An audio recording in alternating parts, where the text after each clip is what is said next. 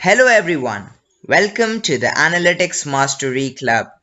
In last session, we learned about Distribution Quality Index and its applications. The objective of this session is to analyze brands per outlet and its applications. Well, the first question which arises is what is brands per outlet? Well, brands per outlet is analysis of number of brands present in particular outlets. Suppose in outlet 1, 3 brands Coca-Cola, Sprite and Fanta are present.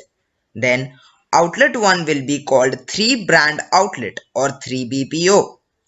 Sales manager should analyze number of 1 BPO, 2 BPO, 3 BPO and more than 3 BPO outlets in his areas to improve his depth. Well, moving on, the calculation of brands per outlet is as follows.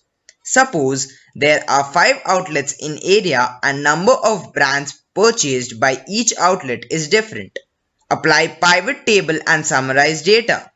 We can see data. There are 2 1 BPO outlets, 1 2 BPO outlet, 1 3 BPO outlet and 1 4 BPO outlet.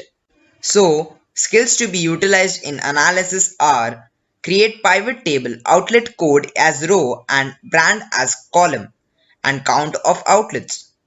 Sort data basis number of brands sold. Categorize outlets into 1, 2, 3, 4 BPO and calculate. Moving on, the applications of brands per outlet analysis are as follows. Firstly, improving brand reach will improve sales and thereby increase depth. Secondly, this will help sales manager in targeting particular outlets to cross-sell particular brand.